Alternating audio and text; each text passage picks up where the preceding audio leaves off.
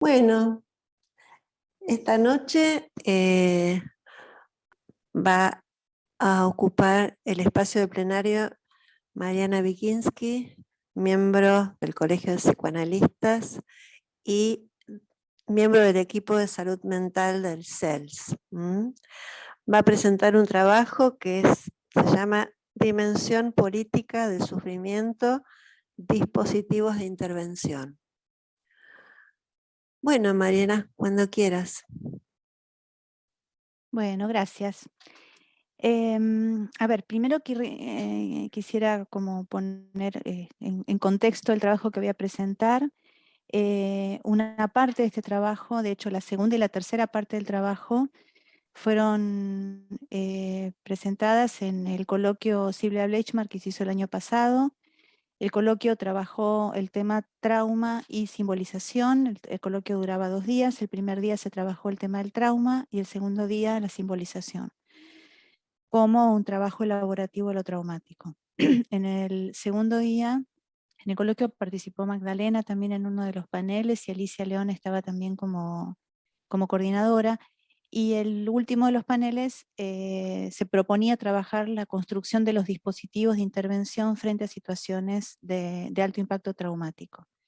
Yo presenté un trabajo que tenía que ver con el análisis del dispositivo del CELS, y empezaba en realidad el trabajo, y hoy también lo voy a plantear así, revisando el concepto de dispositivo, porque el concepto de dispositivo en su, digamos, polémica definición o en su polémica construcción, me parece que habría algunas cuestiones que resultaba interesante revisar respecto de los problemas que presenta la construcción de dispositivos para estas situaciones de traumatismo extremo, sobre todo de origen social o político. Como este tema del año, digamos, vinculado con el sufrimiento, me parece que le proponía de alguna manera una transformación al trabajo.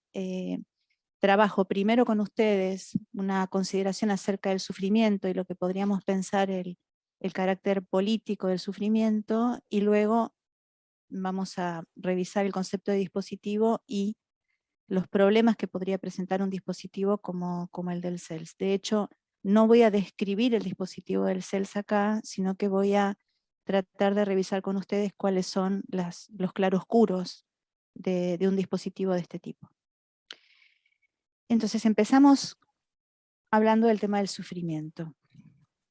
En principio deberíamos comenzar por reconocerle al sufrimiento su rasgo bifaz, su doble naturaleza. Es individual e intransferible y al mismo tiempo es social, en el sentido de que permite inscribir a los seres humanos como miembros morales de una sociedad.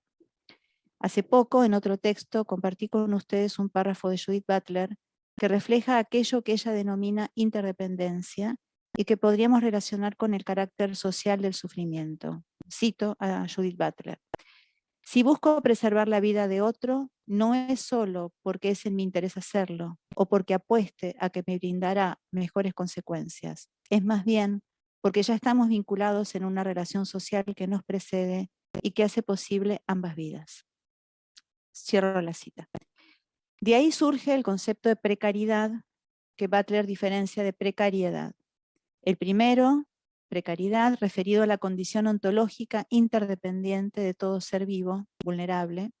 El segundo, precariedad, referido a aquellos que no pueden satisfacer sus necesidades básicas para subsistir.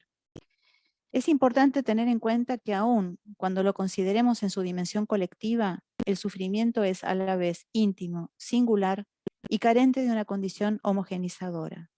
Y esta premisa concierne, por supuesto, a los dispositivos que se pongan en marcha.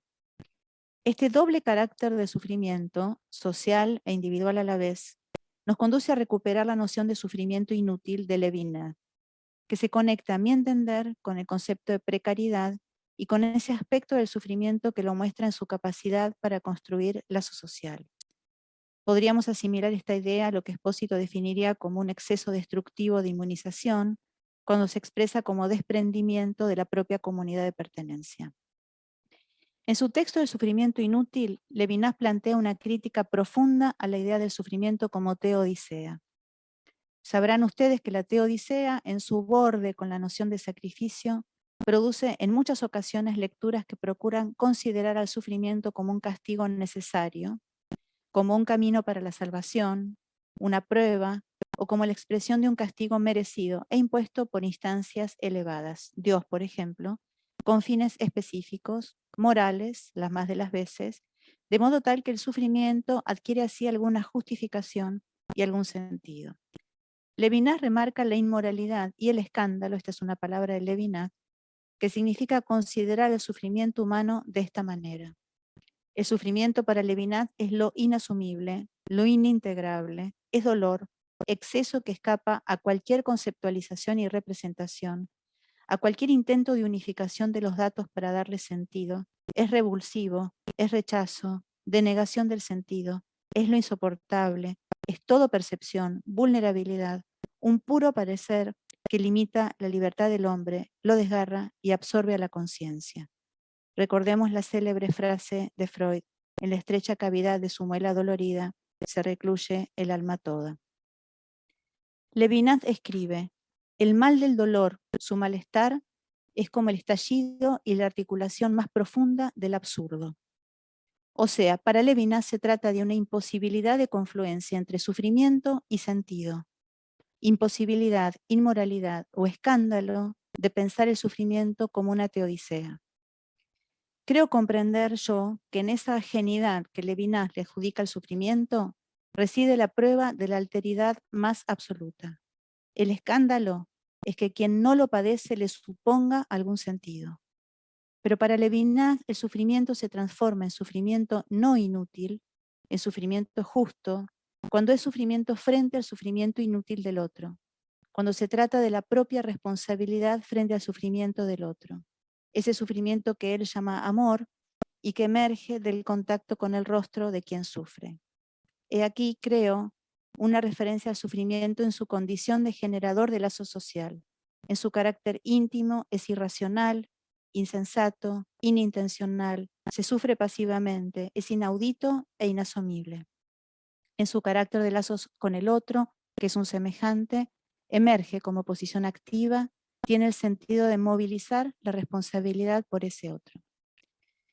Pero creo que la idea de teodicea habita el alma humana en sus contradicciones, y en más ocasiones de las que serían recomendables nos encontramos con la necesidad que la víctima tiene de justificar su sufrimiento, quizás tan solo para encontrarle un sentido y hacerlo más soportable. Quiero decir que aun siendo claramente inmoral la posición de quien justifica el sufrimiento ajeno, en el caso concreto de algunas víctimas, en su dinámica intrapsíquica, el sufrimiento necesita ligarse con algún sentido, y esto promueve a veces en la víctima un problemático proceso de enquistamiento identitario. En la captura identificatoria del yo se coagula una cierta entropía negativa, una búsqueda de equilibrio que concentra en el sufrimiento una función ordenadora. En algunas oportunidades toman el comando mecanismos superyoicos que organizan el psiquismo en torno del goce mortífero o del sufrimiento como sometimiento al castigo. El concepto de víctima es descriptivo, pero a la vez es identificatorio, jurídico, político y clínico. Solo quiero decir que es ineludible pensar el concepto de víctima en su dimensión política cuando se trata de catástrofes colectivas, de acontecimientos históricos, de acciones promovidas o delitos cometidos por el Estado, e incluso frente a los aspectos políticos de los acontecimientos, llamémoslo, privados.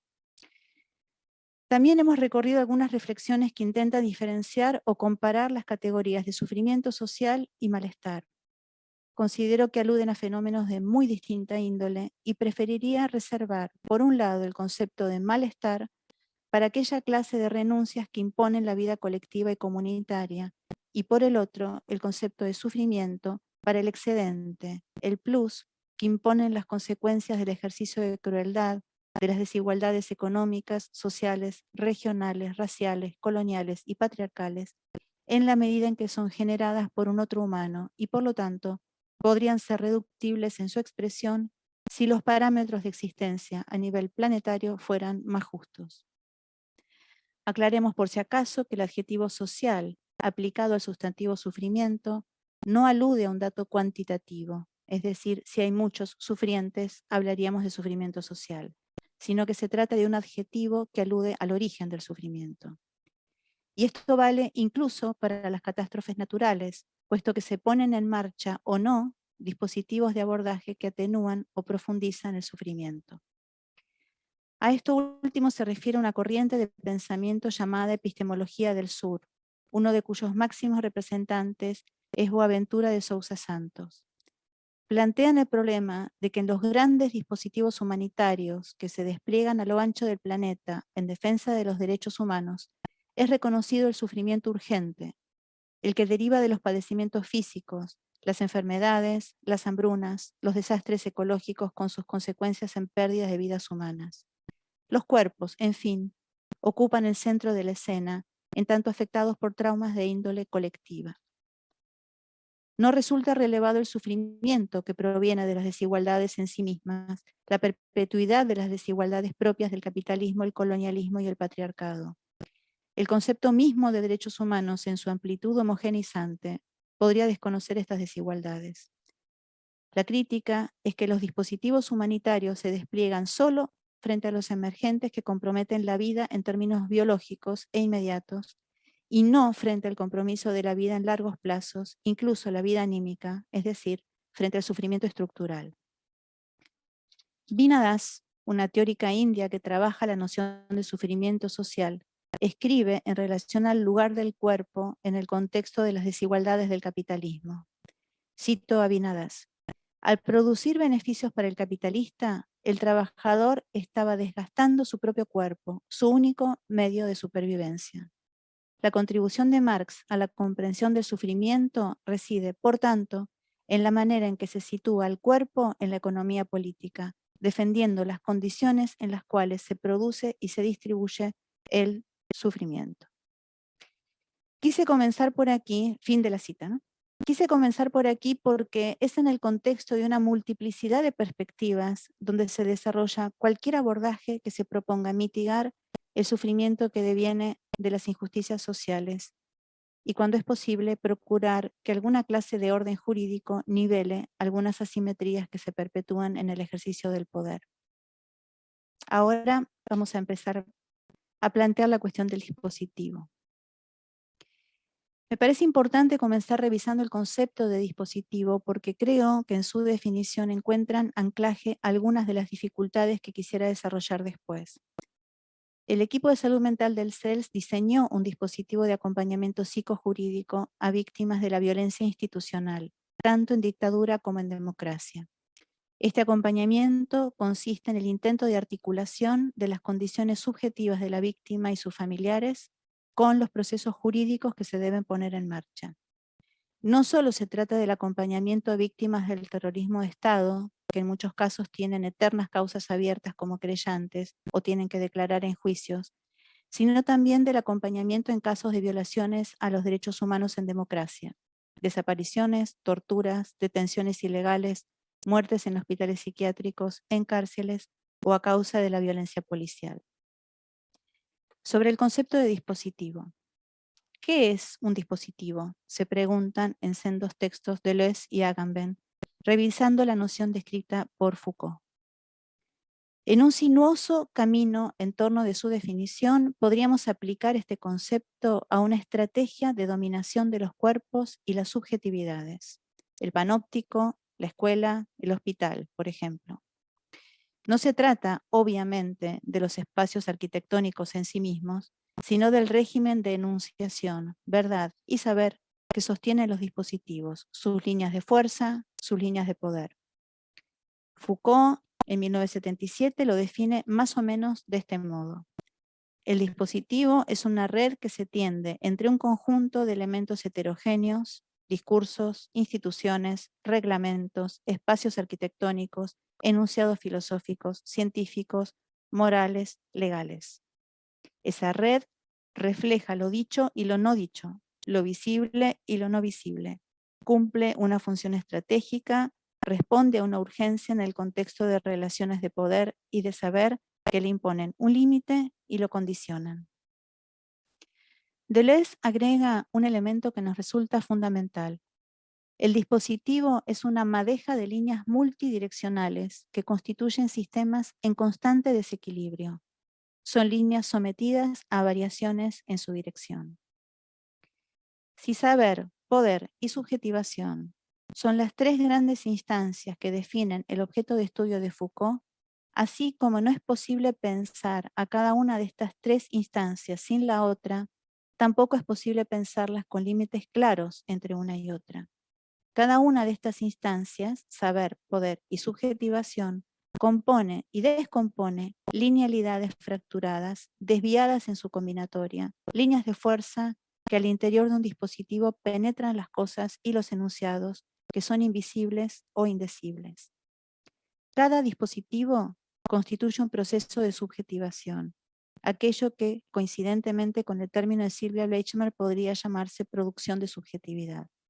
Este proceso contiene líneas de fuerza que se sustraen a toda previsibilidad y por eso mismo habilitan caminos de creación. Queremos formular una primera inquietud. ¿Construimos los dispositivos o los dispositivos nos construyen a nosotros? ¿Qué grado de intencionalidad admite un dispositivo en la construcción de una estrategia? ¿Resultan evidentes sus límites para quien lo habita? Debo decir que no he encontrado una respuesta clara a estas preguntas.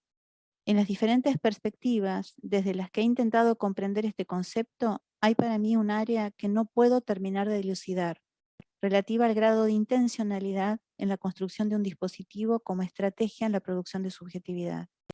Y me resulta importante enunciarlo porque creo que este vacío ilumina quizás una fecunda ambigüedad del concepto. En principio, entender al dispositivo como red productora de subjetividad en un contexto histórico específico, en el cruce entre saber y poder, desdobla a mi entender dos líneas en su definición. Es la red y al mismo tiempo la grilla de análisis que permite la visibilización de esa red. Tal vez un modo de explicar ese vacío de inteligibilidad en mi comprensión se deba a que, dada su absoluta heterogeneidad interna, en un dispositivo podemos identificar procesos de racionalización e intencionalidad, es decir, estratégicos en la producción de subjetividad, y procesos no racionales, invisibles incluso, líneas de fuga, fracturas, no por ello menos determinantes. Pareciera importante entonces admitir al menos dos modos de comprender la definición de dispositivo. Es el analizador que nos permite identificar una red de discursos, instituciones, prácticas, saberes y poderes que emergen en un momento histórico, que controlan nuestros cuerpos y nuestra subjetividad. Y también lo podemos pensar, no sé si de un modo tan Foucaultiano, como una creación y construcción deliberada, intencional, que se propone administrar una serie de líneas heterogéneas de determinación, procurando construir con ellas una red de sentido con un objetivo determinado. Entonces, si identificamos un dispositivo que contiene y produce mecanismos de ejercicio de poder y de control de los cuerpos y las subjetividades, si aplicamos una grilla de inteligibilidad que identifique sus componentes y la red que los une, quizás encontremos precisamente en sus líneas de fuga la fisura que permita la creación de un otro dispositivo, un dispositivo de resistencia, esta vez sí intencional, pero dispositivo al fin, también heterogéneo en sus componentes, no menos expuesto a contener una multidireccionalidad caótica y en constante desequilibrio. Es muy cercana en los afectos nuestra experiencia en el dispositivo que armó Silvia Bleichmer después del atentado a la AMIA, y todo lo que en ese contexto hemos aprendido quienes formamos parte del equipo de admisión. Sus pollos, decía ella. Las reuniones de supervisión de los sábados se constituyen en experiencias de formación en las que éramos testigos del pensamiento y de la creación de conceptos que Silvia producía en tiempo real. Allí surgió el fecundo concepto de simbolización espontánea. He estado también muy cerca del extraordinario dispositivo que Ana Beresín diseñó y coordinó con refugiados colombianos en las fronteras de Ecuador y Venezuela. Hemos leído con mucha atención el trabajo de Silvia con las víctimas del terremoto de México. En lo personal, como parte del equipo de salud mental del CELS, trabajo con víctimas del terrorismo de Estado en Argentina y también con víctimas de la violencia institucional en democracia. Colaboro también en el Ministerio Público Fiscal con el acompañamiento de niños, niñas y adolescentes víctimas de abuso sexual. Cada una de estas experiencias implicó la construcción de un dispositivo específico, irrepetible, lejano a cualquier criterio de universalidad, absolutamente novedoso, aun cuando en todos los casos el objeto de trabajo fue y es el sufrimiento psíquico, los efectos subjetivos del ejercicio de crueldad, del trauma, del arrasamiento. Ninguno de ellos hubiera podido siquiera imaginarse sin las herramientas que nos ofrece el psicoanálisis. Entonces ahora especificidad y claroscuros de los dispositivos. Pero creo que no tengo buenas noticias, o al menos quisiera compartir con ustedes los claroscuros de nuestros dispositivos, los obstáculos e impases con los que nos topamos constantemente en el abordaje de catástrofes colectivas y graves violaciones a los derechos humanos, y que generan a veces en los equipos de trabajo profundas frustraciones. Cada una de las situaciones abordadas por el equipo de salud mental del CELS contiene elementos específicos, y esto supone la construcción de un dispositivo único para cada circunstancia, pero que hemos podido sistematizar hace muy pocos años con Macarena Chavín Paz, que es la coordinadora del equipo del CELS. Quiero decir con esto que primero existió el dispositivo y luego su sistematización. A su vez, esta sistematización resulta invariablemente trastocada una y otra vez. No voy a hablar hoy del dispositivo mismo, o sea, no lo voy a describir, y de su sistematización, que tiene etapas bastante definidas, pero sí es importante poder decir aquí que es precisamente esa zona de confluencia del sufrimiento en su doble estatuto de singular y social o político a la vez, uno de los elementos que hace del o de los dispositivos instrumentos de una incesante variabilidad e impredictibilidad. Trabajamos en equipo con abogados y abogadas del CELS para diseñar una estrategia que contemple la especificidad del hecho traumático, su carácter y alcance político, la singularidad de la o las víctimas en el impacto traumático, las características de la familia y de la comunidad de pertenencia, el efecto que tiene en la víctima el manejo mediático del tema, los tiempos jurídicos que invariablemente están desanclados de los tiempos subjetivos por su extensión infinita o por su aceleración, los requerimientos que la justicia le impone a la víctima, incluyendo su presencia en la escena concreta del juicio, la probabilidad o improbabilidad real que en cada caso se produce de lograr sentencias adecuadas a las necesidades de la víctima. El acompañamiento es clínico, el encuadre es flexible, operamos como puentes y traductores en el enlace con el mundo de los operadores judiciales, incluyendo a veces a los propios abogados de las víctimas. Pensamos a cada instancia como una instancia elaborativa. Consideramos que debemos ofrecerle a la víctima la oportunidad de poner en movimiento su condición como tal y ocupar un lugar de agente. Se trata a veces de construir una víctima, cuando el arrasamiento subjetivo haya resultado naturalizado o el terror haya inhibido las posibilidades de movilización frente a lo acontecido. Pero se trata a veces también de emprender un camino desidentificatorio con la posición de víctima, cuando pensamos que su identidad podría coagularse en torno de lo que en una feliz expresión Elsa Drukarov denominó víctima angelada, rasgo que de cristalizarse produce un encapsulamiento identitario, estancamiento y esclerosamiento de los mecanismos elaborativos a los que todo trauma debería poder hacerle lugar. Comencemos entonces por establecer que estos acontecimientos que abordamos, acompañamos y dan origen a las marcas de lo traumático contienen siempre tres dimensiones: una dimensión política, una dimensión jurídica y una dimensión subjetiva, cada una de ellas con su propio régimen de verdad: verdad histórica, verdad jurídica, verdad subjetiva. Hay una cuarta dimensión que tiene una determinación importante en el desarrollo del acompañamiento, que es la dimensión mediática, pero es una dimensión sobre la cual la incidencia de nuestro dispositivo es muy relativa. Que pensemos estas dimensiones en una mutua interdependencia y que no podamos ni describir ni abordar ningún fenómeno de violencia institucional desconociendo alguna de estas dimensiones, no significa en absoluto que existan puntos armónicos de ensamblaje entre ellas.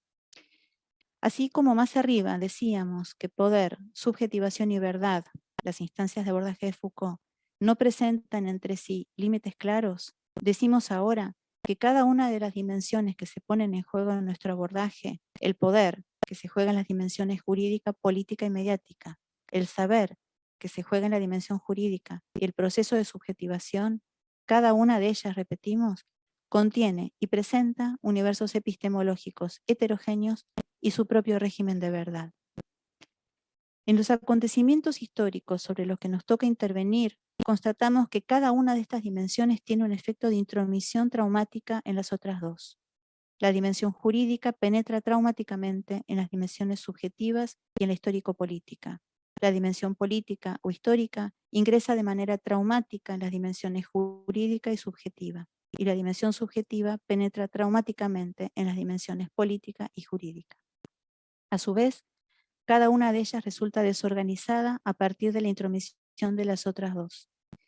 Afortunadamente operamos ubicados en una perspectiva específica, la de la subjetividad, la única de estas tres dimensiones que se puede pensar a sí misma y desde la cual se piensa esa desorganización, y es por lo tanto la única desde la cual se pueden poner en marcha herramientas para atenuar el efecto desorganizante de este desencuentro e intentar una articulación y la construcción creativa de dispositivos de resistencia.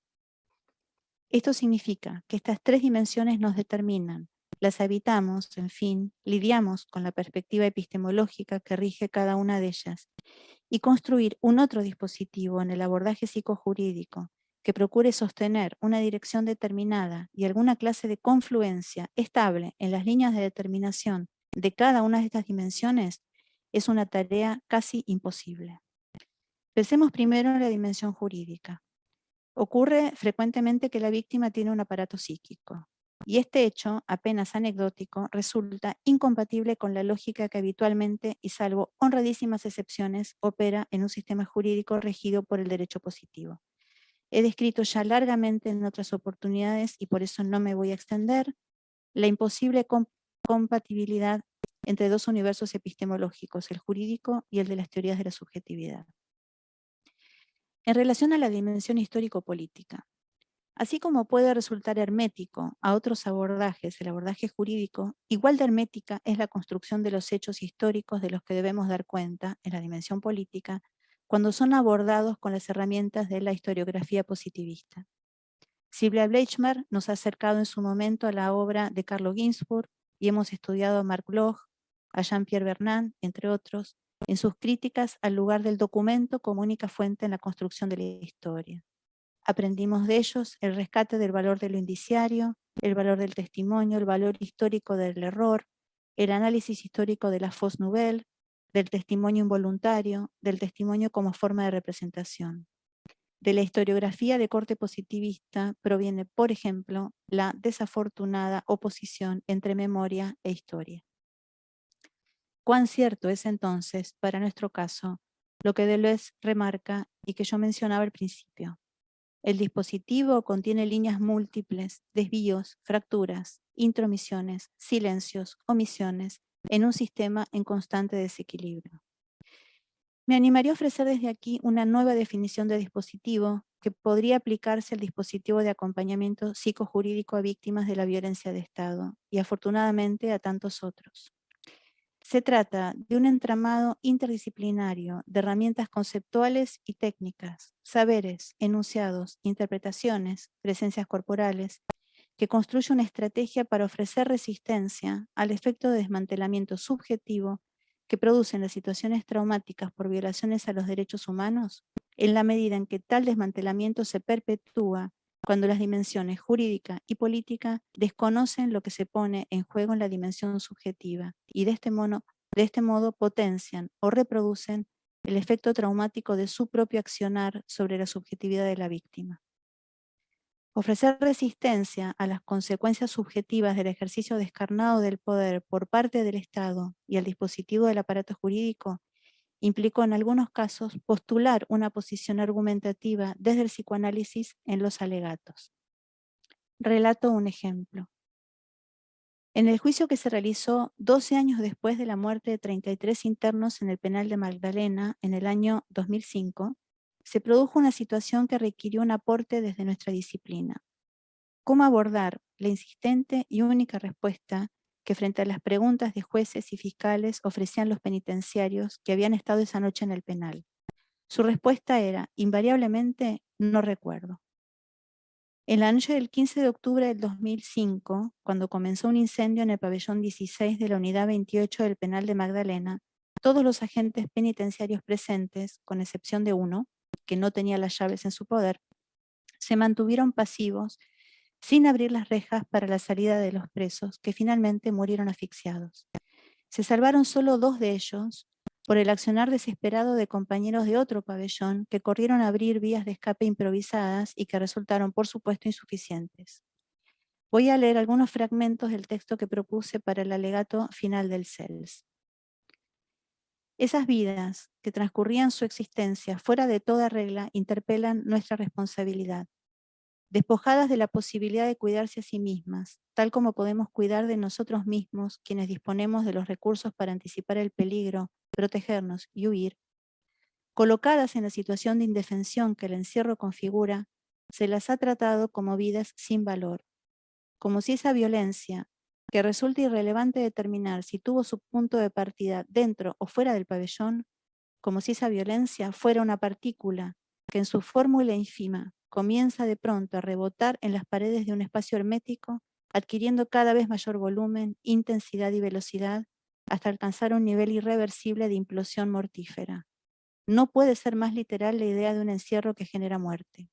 Ya era encierro antes de la tragedia, y contenía seguramente, sin que fueran tan evidentes como lo fueron aquella noche, todos los ingredientes que harían de ese encierro una condición de muerte, un encierro dentro del encierro. Ha sido abrumadoramente coherente que quienes quizás no podían valorar mientras vivían la vida de los 33 internos que murieron en Magdalena, tampoco hayan guardado en su memoria cómo perdieron su vida. Tan irrelevante les habrá resultado que cerca de ellos murieran asfixiadas 33 personas que no han tenido la necesidad durante 12 años de intentar comprender qué pasó, de revisar su propia responsabilidad, hablar con compañeros, reconstruir los hechos en la memoria una y otra vez y recorrer una y mil veces los propios gestos, los propios movimientos, la propia respuesta inmediata, para al menos acallar la culpa de no haber hecho quizás lo suficiente. Tan fácil resultó convivir con semejante tragedia ajena que los recuerdos se fueron borrando, como si se hubiera tratado de un día más en el trabajo, un día rutinario, olvidable, insignificante, banal, intrascendente. ¿Será porque esas vidas para ellos eran olvidables, insignificantes, banales, intrascendentes? El silencio monstruoso, el olvido de los testigos penitenciarios, su constante respuesta, no recuerdo, es quizás la más coherente que podríamos hallar en quien no considera que deban recordarse las circunstancias en las que se produjeron estas muertes, sencillamente por tratarse de las muertes triviales de vidas triviales. ¿Por qué habría yo de recordarlo? ¿Tuvo acaso algo especial ese día? Su respuesta constante solo puede deberse a 2 causas. La primera, es falsa la ausencia de recuerdo y por ende es falso el testimonio. La segunda, verdaderamente no existe ninguna huella de lo acontecido porque no ha tenido ninguna relevancia esa tragedia en la vida de los testigos. Y si antes de que ocurriera esa tragedia no habría de tener relevancia, ¿podemos tener la seguridad de que hicieron todo lo posible para evitarla? Este olvido, ¿no será acaso la consecuencia de un modo habitual de organización institucional que autoriza al personal penitenciario a no considerarse responsable de la preservación de la vida de los internos, al punto hiperbólico de naturalizar 33 muertes sin que se inscriba ninguna clase de huella en el recuerdo? ¿Debemos elegir cuál de las 2 causas de este olvido es menos monstruosa? Existe una cierta oposición entre lo que se espera de un simple testigo y lo que se espera de un testigo sobreviviente. Del primero, del testis, se espera que haga un esfuerzo por recordar. El superstes, en cambio, probablemente haya vivido haciendo un esfuerzo por olvidar. En este juicio, sin embargo, los roles se han invertido. Quienes padecieron el trauma de haber sentido amenazada su vida, quienes tenían verdaderamente profundos motivos para intentar reprimir el recuerdo, para presentar dificultades en su narración, para ofrecer alguna resistencia a actualizar la angustia de muerte, pudieron con enorme angustia dar cuenta de su propia experiencia con detalles, dar cuenta de la secuencia de los hechos, de las huellas sensoriales que esta experiencia marcó. En cambio, quienes no vieron amenazada su vida, quienes no tuvieron que combatir en vigilia y en pesadillas la intrusión recurrente de una angustia de muerte, aparecieron vacíos de recuerdos, se consideraron a sí mismos, aún sabiendo que iban a ser citados, irresponsablemente eximidos de hacer el esfuerzo de recordar qué había ocurrido esa noche.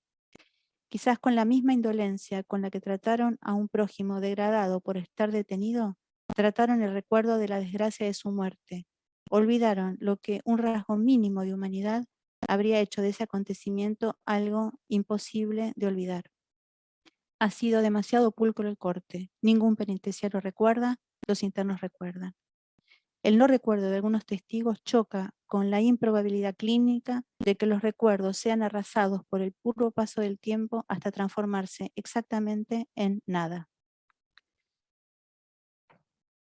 En el año 2002, en el encuentro Clínica Psicoanalítica ante las catástrofes sociales, Silvia se preguntaba: ¿de qué modo podemos definir una metapsicología del proceso traumático, acostumbrados los analistas a trabajar en el desmantelamiento de la defensa, en la desarticulación de los modos defensivos del sujeto? ¿Qué ocurre cuando estos estallan espontáneamente? ¿Cuál será entonces la función de un psicoanalista frente a estas cuestiones? Cierro la cita. No se trata solo de las herramientas conceptuales que nos ofrece el psicoanálisis, la inevitabilidad de pensar el sufrimiento desde categorías como trauma, simbolización, culpa, crueldad, cuerpo, conflicto psíquico, constitución del aparato psíquico, elaboración, transferencia, autopreservación, autoconservación, vergüenza, realidad psíquica, realidad material, los diferentes conceptos de historia, recuerdo, olvido, el valor de la palabra. Se trata además de una perspectiva ética que el psicoanálisis ofrece respecto del lugar del sujeto. Podemos afirmar que un psicoanálisis abierto a lo real, cuando se deja atravesar en su cuerpo teórico por experiencias de profunda desubjetivación, se sostiene en una ética que funciona como encuadre epistemológico, de modo que el primer gran aporte del psicoanálisis al que adscribimos es el de sostener que frente a estas catástrofes nos corresponde intervenir. El psicoanálisis es, en palabras de Silvia, la propuesta más fuerte que ha generado la humanidad para analizar el sufrimiento y para denunciar desde su propia práctica el riesgo de enquistamiento que el malestar social puede producir en los sujetos. Este año, muy probablemente entre todos, todas y todes, daremos cuenta de esta premisa. Muchas gracias.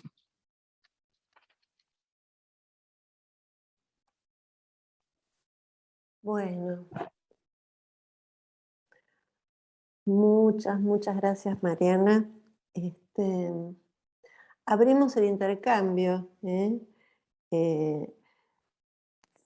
Pueden solicitar participar a través de levantando la mano, a través de las reacciones de Zoom o a través del chat.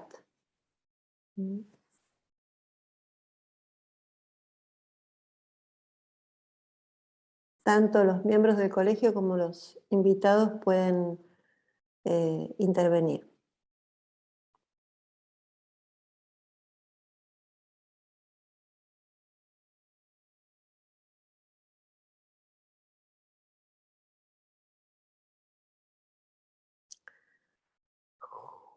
Juan Carlos Perone levantó la mano. Juan Carlos. Bueno, Mariana, el trabajo me parece muy bueno, muy sugerente, muy complejo también al mismo tiempo. Qué sé yo, arranco por algún lado como para iniciar la conversación. Me parece que en el transcurso de la lectura hay algún punto, lo estoy tratando de buscar ahora, donde el dispositivo es pensado como una estrategia interdisciplinaria. Creo que es esa la palabra que usás, que intenta ligar, digamos, diferentes perspectivas, en tanto hay como diferentes dimensiones en juego a ser abordadas, lo político, lo jurídico, lo subjetivo. Bueno, ahí me parece que tal vez tomando la palabra interdisciplinario podría aparecer desde mi punto de vista.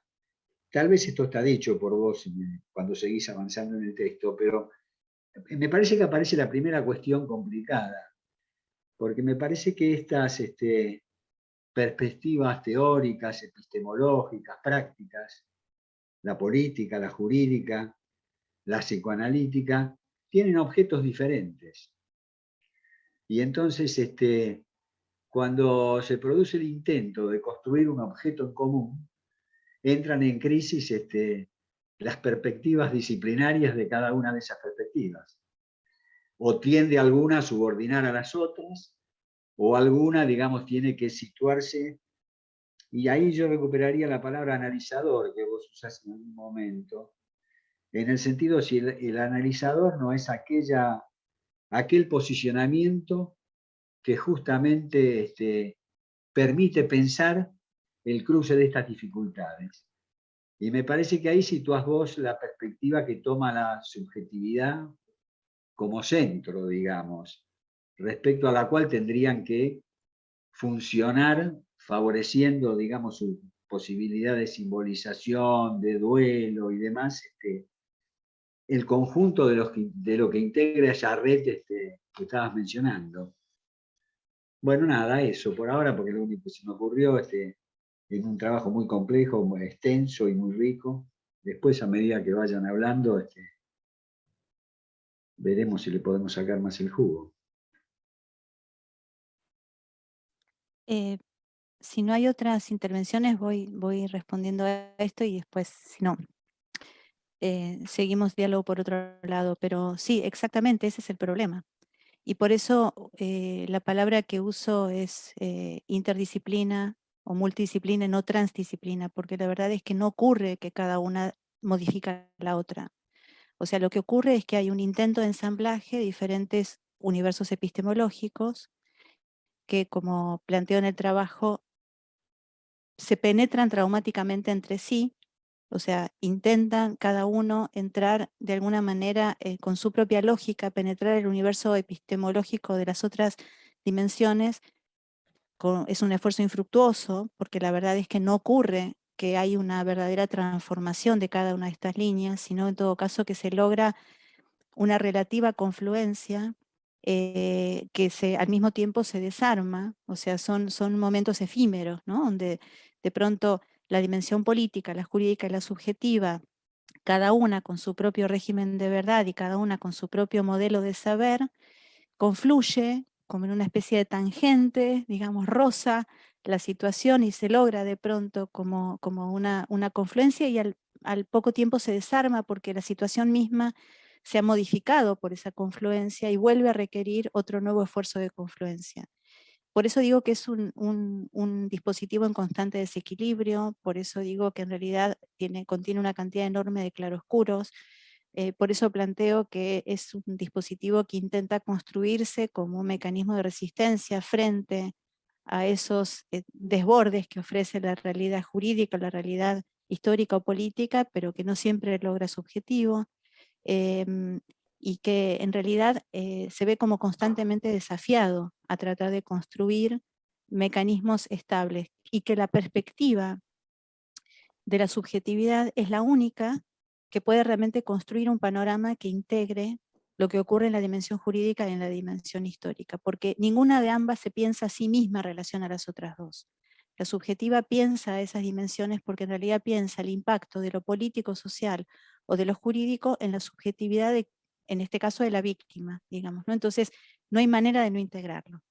En ese punto tratamos de hacer nosotros como un puente con las otras dos dimensiones, pero no es que es siempre exitoso. ¿Puedo hablar? Mariana, si terminaste, antes de Alicia está Miguel Toyo, Adriana Granica, después Alicia Pan y después Adriana Honig. Miguel, ¿querés desmutearte? Sí, estoy desmuteado, ¿me escuchan? Sí. Bueno, primero agradecer la invitación, decir, bueno, a Mariana, la verdad que excelente tu trabajo, Mariana, porque me aporta un montón de cosas a pensar. Una pregunta me surgió cuando hablas de la intromisión traumática, vos tocabas este tema recién, de la dimensión subjetiva sobre las otras dos. Me preguntaba cómo era esto, me representaba de alguna manera que de algún modo en el discurso jurídico hay una intromisión traumática de la dimensión subjetiva cuando, bueno, pone en evidencia sus agujeros o sus excesos, ¿no? Por ejemplo, patriarcales. Y en ese sentido, bueno, algo de esto se me representaba, pero quería preguntarte esto, ¿qué es esa intromisión traumática? La veo, por ejemplo, en el dispositivo diagnóstico, pensando el diagnóstico como un dispositivo subjetivo antipolítico, cuando genera un acontecimiento traumático en la escuela o en otras instituciones, porque, bueno, descalabra ciertos clichés o ciertas modalidades burocráticas. Pero bueno, quería preguntarte esto y te agradezco mucho porque me dejas muchas cosas pensando y muy ricas.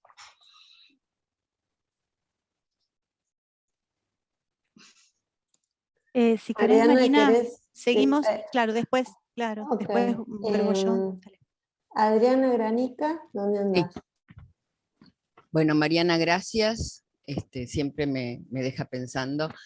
Yo el año pasado compartí en un seminario de Asapia muy puntillosamente un último fallo en torno a un abuso sexual a 2 niñas, y que, bueno, me causó gran impacto y por eso decidí compartirlo, porque era extremadamente diferente a todo tipo de resoluciones vinculadas con el corsi y recorsi del tema del patriarcado y del cual estamos retrocediendo mucho de todos modos, pero me impresionó porque en ese fallo, que ahora se va a publicar y voy a comentar en una revista que se llama Género y Derecho Actual, se tomaba muy en cuenta en un segundo tiempo, porque al principio había sido totalmente desestimado la voz de las niñas.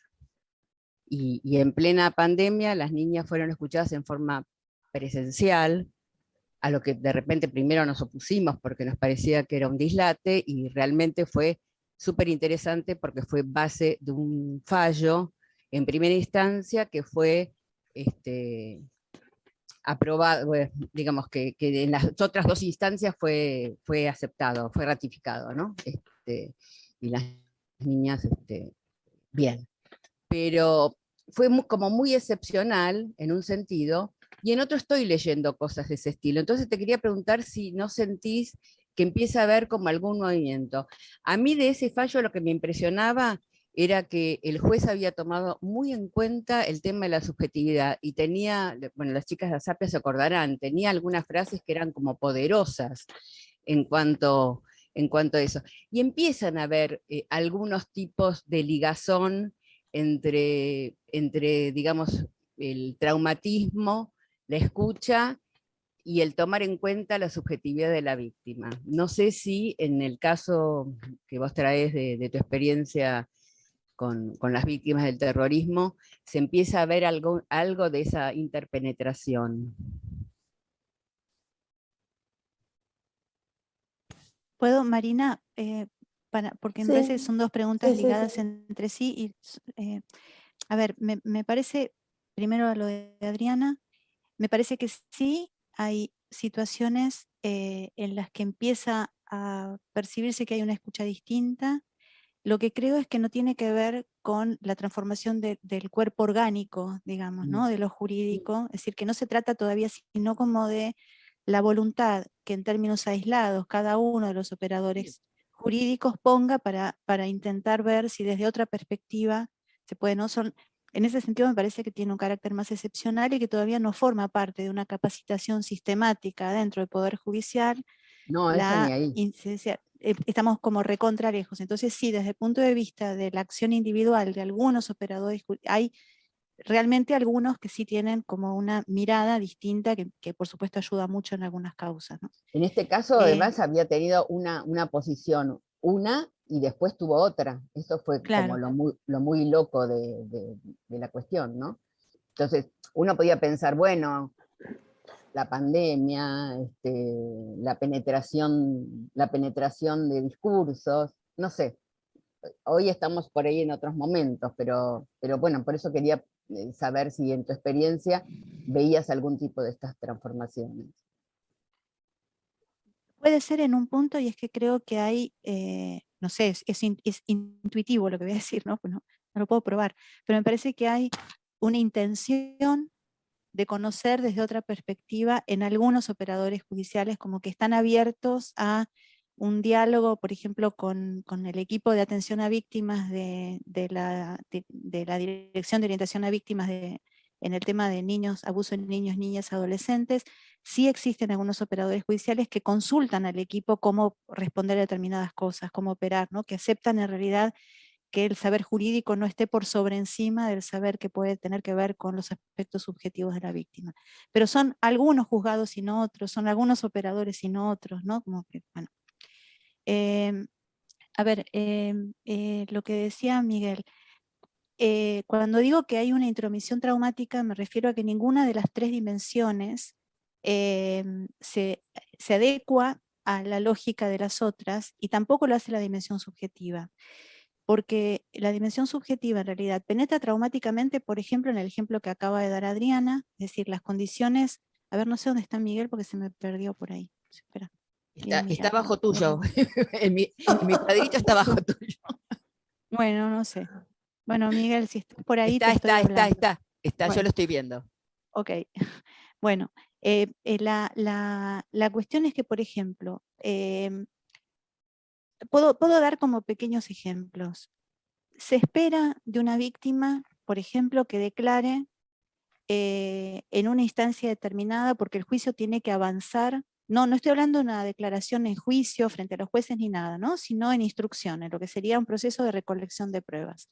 Se espera que la víctima concurra al juzgado a declarar o a la fiscalía a declarar para recoger pruebas, porque el juicio va a seguir si se recogen esas, bueno, y la víctima no está en condiciones de ir a declarar cuando lo requiere el ritmo de la causa jurídica. No puede. Entonces, o falta la cita, o se van, digamos, nos ha pasado con víctimas que viajaron muchos kilómetros afuera de la capital para no tener que ir a declarar en ese momento, o se esconden, o piden que alguien intervenga para decir que no van a poder concurrir, o concurren y no pueden abrir la boca. Pero digamos, la secuencia de la causa requiere de esa declaración, pero la víctima intromisiona traumáticamente con su subjetividad ese ritmo de la causa jurídica sin respetar los tiempos que esa causa necesitaría ir cumpliendo, ¿no? Del mismo modo, por ejemplo, respecto a la dimensión política o histórica, nosotros nos ha parecido en muchísimas situaciones que era muy conveniente que la víctima tomara en cuenta algunas pruebas como pruebas contundentes acerca de lo que había pasado, pero nos hemos encontrado con víctimas que se negaban a tomar esas pruebas. O sea, me refiero ya a la dimensión política y social, ¿no? Es decir, como hecho político, a veces ha sido muy importante que una víctima, por ejemplo, reconozca el cuerpo de un familiar, porque nos parecía que si reconocía el cuerpo del familiar como el cuerpo que efectivamente había padecido esa situación, políticamente era muy importante lo que podía demostrarse, pero a veces no reconocen, estamos hablando de cuerpos después de muchos años, ¿no? Se niegan a reconocerlo, a pesar de que las evidencias científicas incluso marcarían que ese es el cuerpo. Es decir, hay una resistencia a tomar aquello que es lo histórico como aquello real, porque las condiciones no están dadas todavía para aceptar que ahí se produjo, por millones de motivos que si quieren en algún momento revisamos, que tienen que ver justamente también con el esclerosamiento de la posición de víctima, pero hay como una especie de resistencia al reconocimiento del dato histórico. Entonces también ahí hay que producir todo un trabajo subjetivo para que ese dato histórico pueda ser incorporado y para que tenga valor político. Y a veces no lo logramos y a veces no lo intentamos. O sea, a veces resignamos éxitos políticos o éxitos jurídicos para preservar a la víctima, porque la víctima no está en condiciones de seguir adelante, ni con lo que podría terminar exitosamente desde el punto de vista jurídico, sería de un costo subjetivo enorme, y muchísimo menos de embanderarse políticamente en una causa. No se le solicita eso. Entonces, digo, en ese sentido, digo que la dimensión subjetiva entra traumáticamente en las otras dos. Apasionante, Mariana. A ver, hay dos comentarios en el chat que quiero introducir ahora porque me parece que vienen a cuento, y después están Alicia, Adriana y Juan Carlos nuevamente. Leo las intervenciones estas. Mariana Groisman dice, muy interesante y complejo el trabajo. ¿Podrás aclarar el término exceso destructivo de inmunización? Y después, creo que puedo leerte la segunda, que es de Karina Likovich. Gracias, Mariana. Pensaba, siguiendo lo que presentaste y lo que dijo Adriana, si es el dispositivo el marco para la transferencia o por el contrario es la transferencia la que sostiene el dispositivo. Es decir, la necesidad estaría del lado de la transferencia y el dispositivo fuera secundario, o el dispositivo solo es una forma de ejercicio del poder.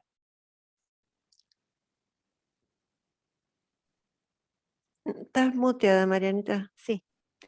En relación a lo primero, sería como esa clase de inmunización que genera como un aislamiento del individuo respecto de los otros individuos. Es decir, el exceso destructivo de inmunización sería el desprendimiento del individuo de su comunidad de pertenencia al punto de hacerlo absolutamente inmune a la presencia o el dolor, al sufrimiento del otro. Digamos, no es que esa sería la única inmunización, el único destino de la inmunización, pero sería como un desprendimiento del carácter colectivo, digamos, ¿no? de lo humano.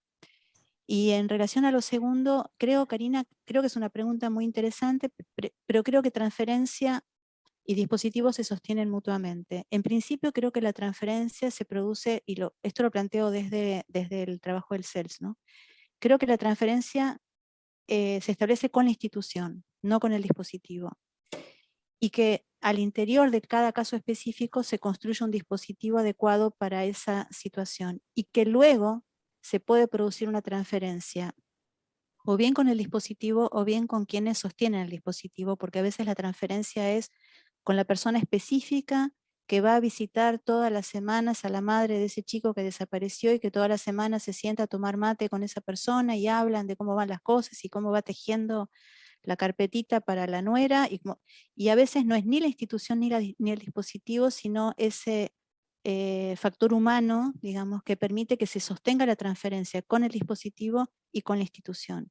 Y diría incluso que a veces lo que falla en el dispositivo es la transferencia negativa con la institución, porque cuando la institución comete un error político o se propone hacer a destiempo un movimiento que no respeta los tiempos de la víctima, muchas veces la víctima establece una transferencia negativa con el equipo o con la institución, a veces por errores propios y a veces porque el timing no anduvo, o a veces porque las circunstancias políticas tensan hasta tal punto la situación que, por ejemplo, hay que hacer pública una situación que no hubiéramos debido hacer pública en un momento determinado, o hay que, por ejemplo, avanzar, no sé si me ocurre un ejemplo, pero llamando a una conferencia de prensa para dar un dato que es muy relevante en una causa de alto voltaje político, pero la víctima no estaba preparada para que esa situación se hiciera pública de esa manera. Entonces a veces hay una disyuntiva: si preservamos el valor político de una causa e incendiamos a la víctima en el camino, o al revés. Entonces muchas veces hemos tenido que revisar decisiones que tomamos porque creímos que estábamos preparados para dar un salto público en una determinada situación y no estábamos preparados, o por lo menos no estaba la víctima. Y como otros errores que podemos cometer y que generan una transferencia negativa con la institución. Bueno, ahora sí tienen la mano levantada. Alicia Pan, después Adriana Honig, después Juan Carlos nuevamente y Oscar Sotolano, que apareciste. Hola Mariana, bueno, gracias por el trabajo porque realmente genera, me genera muchas cuestiones. Una, digamos, tengo dos en realidad distintas. Una es que también pensando antes incluso de que hablara Adriana, porque a mí también me parece que, digamos, si bien existe este desequilibrio no constante, ¿no? Donde continuo entre los de las tres áreas, digamos, pues, jurídicas, políticas y la dimensión subjetiva, me parece que finalmente, justamente me parece que de eso se trata, no sé si por eso llamarlo a esto particularmente el dispositivo o el trabajo interdisciplinario, pero me parece que de esto justamente se trata, de estos desequilibrios, y me parece que si bien, por supuesto que no todo llega a buen puerto y hay muchas dificultades en el camino, me parece que, bueno, yo creo que la historia de algún modo en la Argentina nos ha permitido saber que se llegan a buenos puertos, ¿sí? Digamos, y en ese sentido los juicios han llegado muchos a buenos puertos, muchísimos no. Es cierto, digamos que por otro lado, la situación de las víctimas, bueno, lo traumatizante, digamos, se retraumatiza en todas estas cuestiones y sí, forma parte del desequilibrio. Me parece que también me parece que lo es interesante es que justamente quizás el psicoanálisis o las perspectivas más justamente subjetivizantes pueden hacer una autocrítica de sí mismas, como vos estabas haciendo. Me parece que esto es lo que hay que intentar, me parece, con las otras áreas, ¿no? Que un poco Adriana decía que se estaba abriendo justamente esto, ¿no? La crítica jurídica a sí mismos, la crítica política de cómo no se interviene desde cada área. Me parece que eso es el trabajo interdisciplinario, ¿no? Plantearse situaciones y criticarse continuamente, porque continuamente existen estos desequilibrios. Eso por un lado. Y por otro lado tenía esta duda, ¿no? O sea, cuando uno habla de dispositivo, también habla de dispositivo analítico, ¿no? Psicoanalítico. Y no sé, digamos ahí, no sé si, porque no lo entiendo bien o no lo sé, pero digamos, cómo sería en relación un poco a Foucault y un poco a Deleuze esto, ¿no? Sería el dispositivo analítico en relación al poder y el dispositivo analítico en relación a las redes, a las fugas, a las líneas de fuga, ¿no? Como dos, me parece, polos distintos, pero no me sé cómo se ubica en ese sentido el dispositivo analítico. ¿Sí?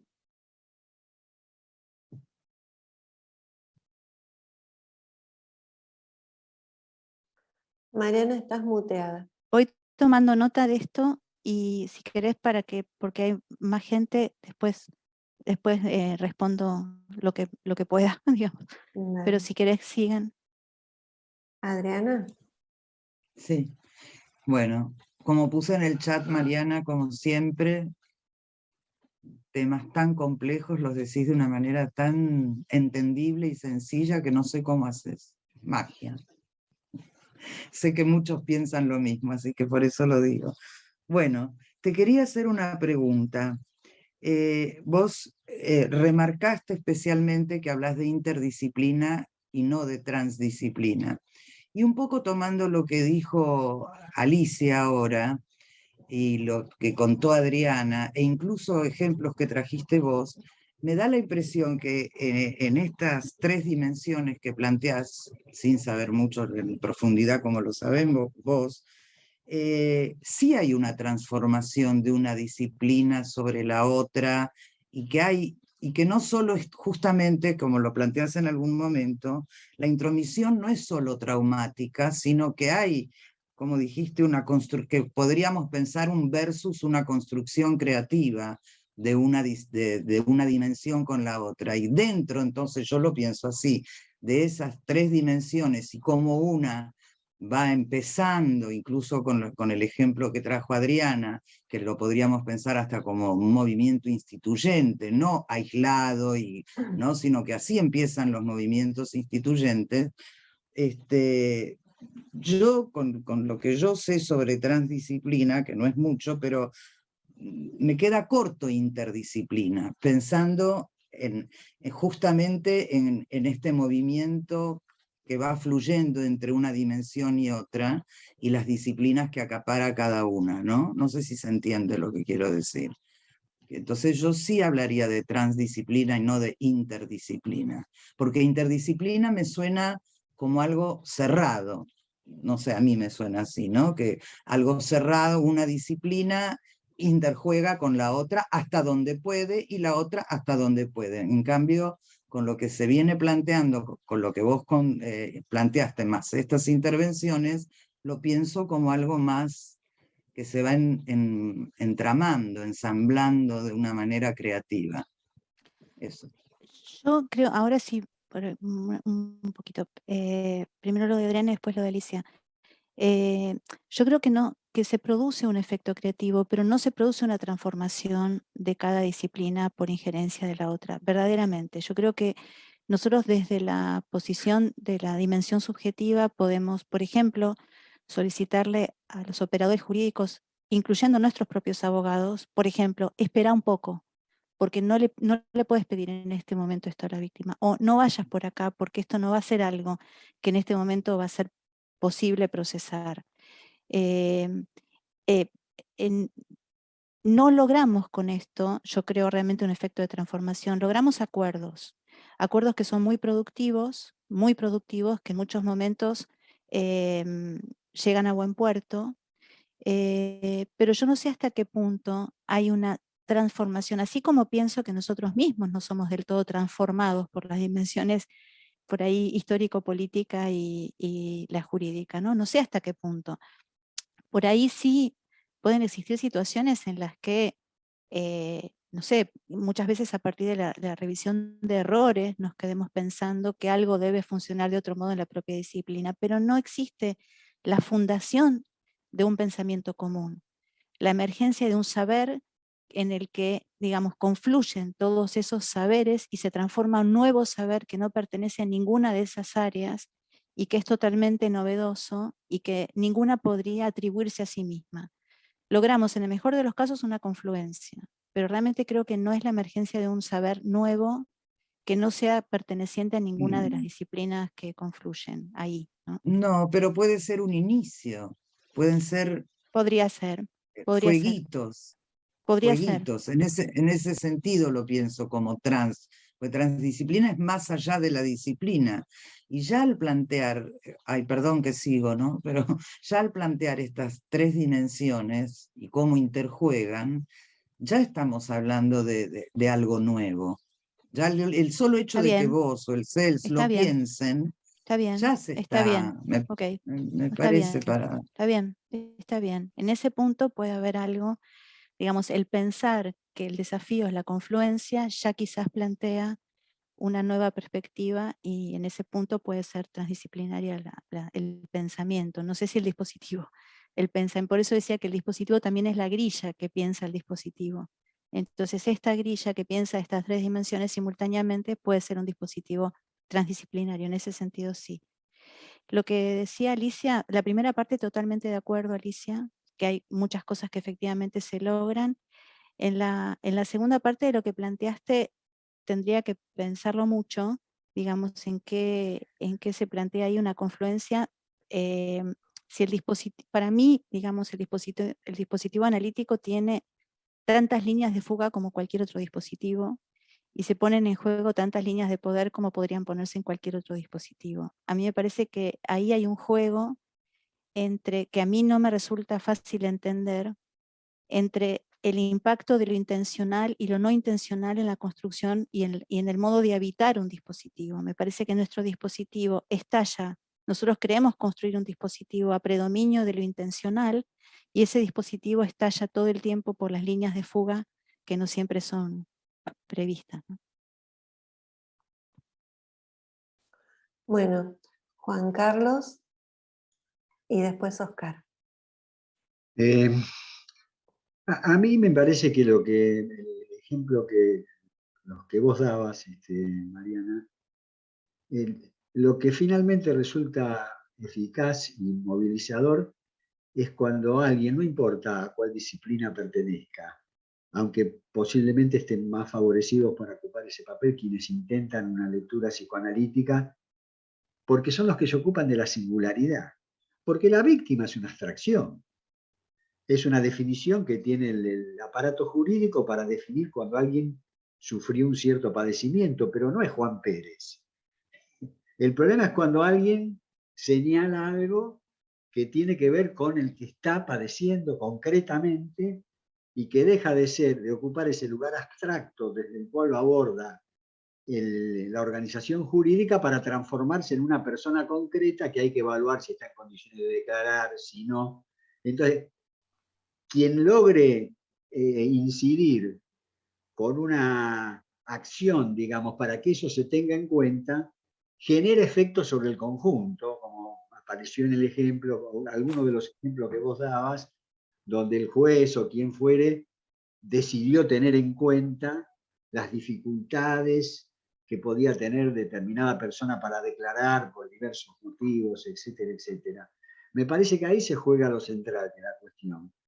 Cuando las demás disciplinas también tienen que escuchar quien le pone voz a la singularidad, a la cual no terminan de adecuarse, digamos, las organizaciones conceptuales de lo jurídico y de lo político.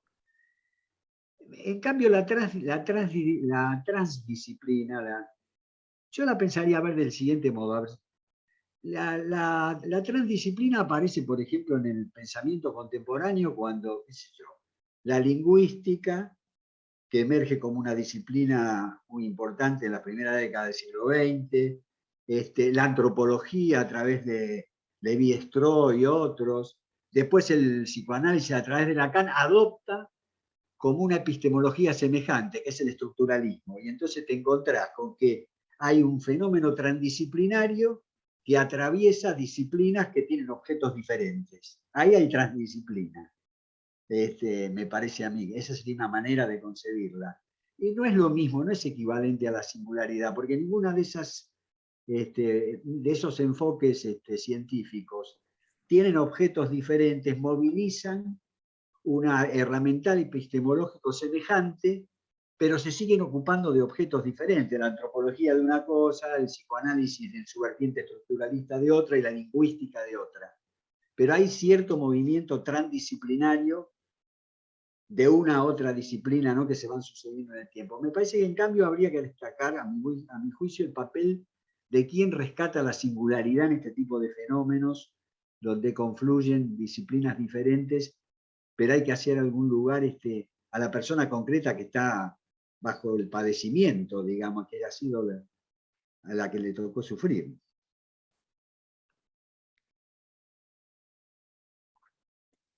Si querés, Marina, lo escuchamos a Oscar y después veo. Dale, Oscar. Hola. Como de costumbre, tu trabajo se exuda sutileza. Y el lugar donde yo diría que está encarnada es en el modo en que vos le dijiste que los mentirosos eran mentirosos aunque no se pudiera demostrar que fueran mentirosos. Me refiero a los 12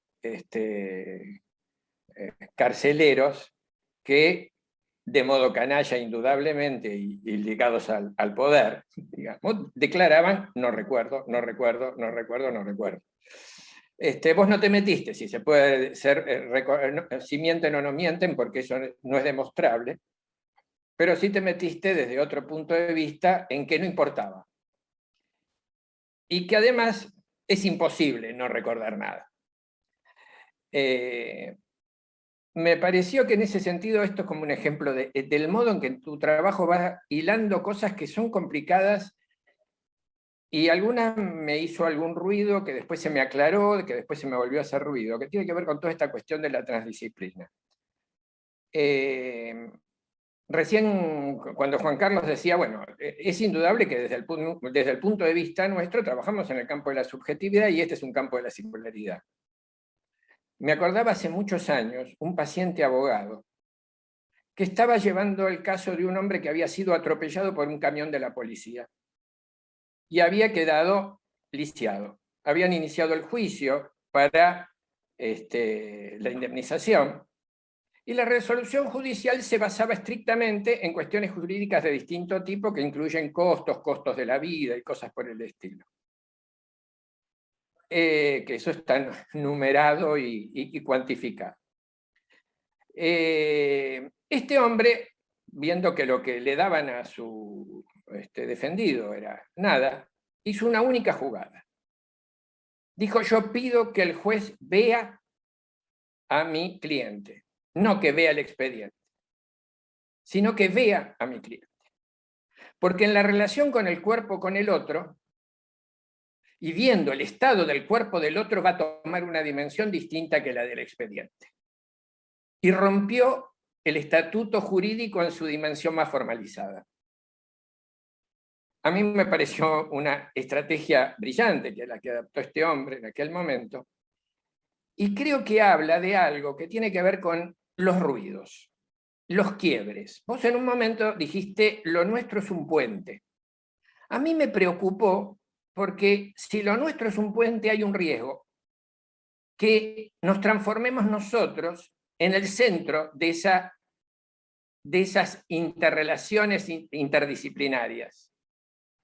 Es cierto que lo somos en el momento que estamos en lo subjetivo, pero desde el momento en que se produce un choque entre distintas disciplinas y distintas perspectivas, esas otras perspectivas nos hacen ruido a nosotros, que es lo que después explicaste, cuando lo ejemplificaste. Hay un momento donde la tensión nos altera a nosotros mismos. En ese sentido, cuando Alicia hablaba de lo crítico, del pensamiento crítico, yo creo que el tema está en el pensamiento crítico en cualquier disciplina. Es decir, si las disciplinas se sostienen en pensamientos críticos con respecto a su propia disciplina, y no puede ser que el psicoanálisis sea la única que lo hace, porque además eso es una ficción.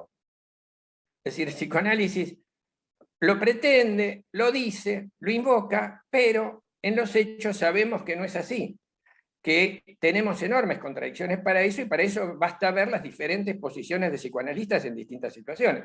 ¿Recuerdan cuando hace años yo presenté una situación clínica en la que tuve que intervenir, en que había 3 miembros de la misma cátedra de psicología que intervenían de distinta manera? Era el titular de cátedra, el adjunto y el jefe de trabajos prácticos, que intervenían de 3 maneras diferentes y posiciones opuestas en los informes que realizaban.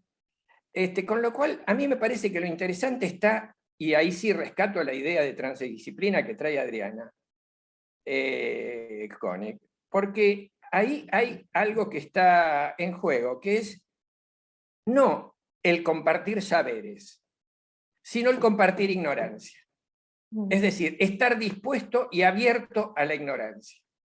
Yo creo que en ese lugar de ignorancia es que puede surgir eventualmente algún hecho creativo nuevo para todos. Crearlo, pensarlo como sistema de conjunto, como una especie de nueva ciencia integradora, me parece no solo no posible, sino no deseable, porque sería una especie de esperanto científico que implicaría una suerte de gran ciencia totalizadora y holística, que al mismo tiempo padecería del mismo problema: ¿con qué crítica se mantiene ese pensamiento holístico? Con lo cual, a mí me parece que lo transdisciplinario se juega, creo que es un concepto más rico que interdisciplina, porque inter, a mí en particular, me genera una suerte de, puede ser hasta difuso, porque es una discusión por momentos de términos que, de acuerdo a cómo uno tome inter o cómo tome trans, puede variar, pero me gusta más, pero a condición de que se la mantenga en esa condición de compartir ignorancia. Y en ese sentido, creo que el dispositivo que vos forjás, planteás, trabajás, ahí me plantea otra cuestión, que es la definición de dispositivo. Porque en un momento vos das como un intento de acercamiento a un dispositivo, pero de hecho son dispositivos distintos. Uno son un dispositivo de alojamiento hospitalario, y el otro es un dispositivo de la crueldad. Es decir, con lo cual definir dispositivos sin definir sus cualidades, llamémosla éticas. Y cuando digo éticas no quiero decir que uno sea ética y otro no ética, sino que pertenecen a éticas distintas. Corresponde a a una definición al cual indudablemente el dispositivo que ustedes proponen tiene esa virtud de ir transformándose permanentemente, por lo que entiendo. Y en esa transformación está su apertura, pero su apertura para todos los miembros, es decir, para las distintas disciplinas. Con lo cual ahí es el sector que me hacía ruido, la idea de puente, en el cual parece que atravesaba a los demás, y no, en todo caso, un puente que tiene una especie de hilván tipo cinta de Moebius, donde todos van de alguna manera alojando el ruido interno de la experiencia, que hace que en un momento determinado siempre tengan ruido de más en la experiencia después de la práctica concreta. Si en un momento definís la definición política, si en un momento se define una posición jurídica, subjetiva o lo que fuere, de acuerdo a qué se priorice en un momento determinado, porque es indudable que además es una institución política. Es decir, además de ser una institución que tiene un lugar de alojamiento específico, tiene un lugar político como tal, con lo cual me parece que esa tensión, rescatar al máximo el nivel de tensión entre todos sus componentes, pero como hecho creativo, no como hecho a saldar, no como cómo eliminamos la tensión, sino de qué manera somos conscientes que la tensión es inherente al fenómeno. Bueno, a ver, ¿puedo? sí, dale, Marina. Sí. A ver, ¿está Juan Carlos, que parece que quiere agregar algo, o dejaste la manito? No, bueno. Y Adriana dice que si tiene un momento, lee un pedacito del fallo que alude a la interdisciplina. Nos quedan unos minutitos, no sé, Mariana, cómo querés distribuir. Quiero decir 2 o 3 cosas muy cortitas, porque bueno, Juan Carlos y Oscar plantearon una cuestión como muy amplia.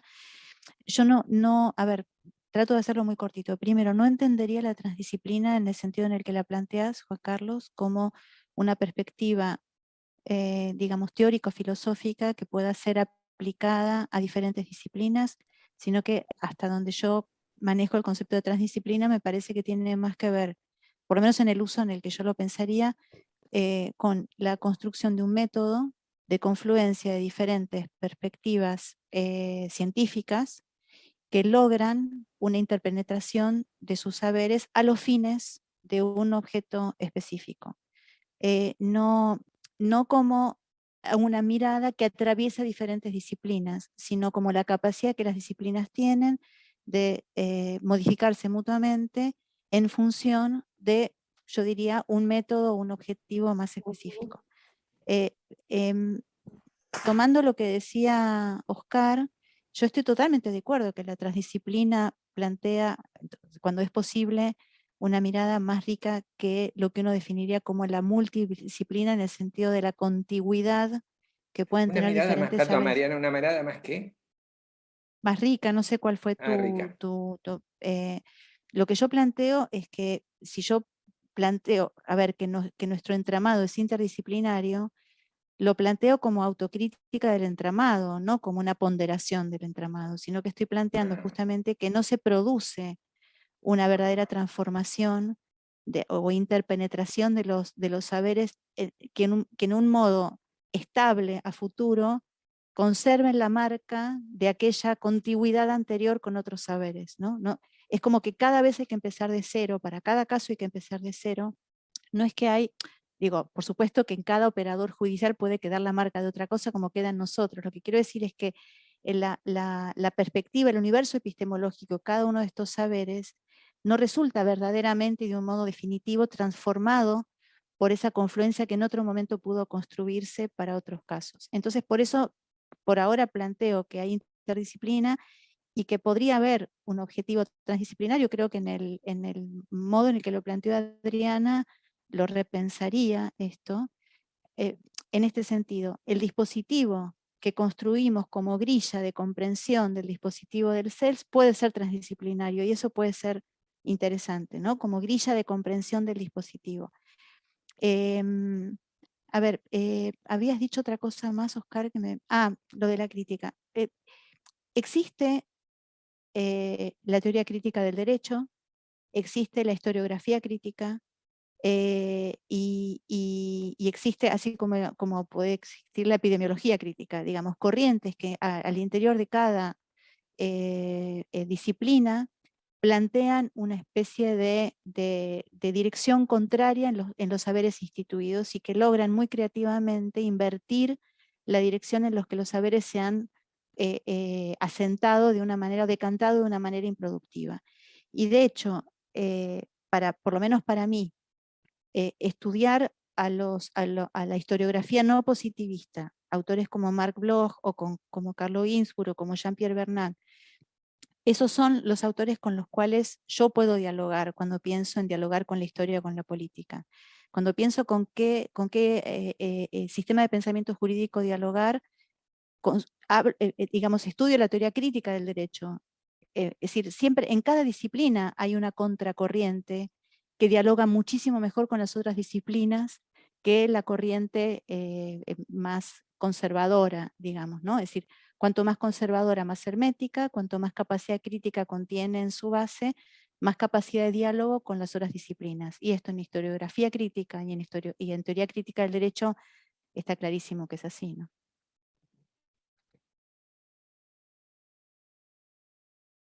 Lo de Adriana, quizás, Marina, no sé si Adriana quiere leer algo.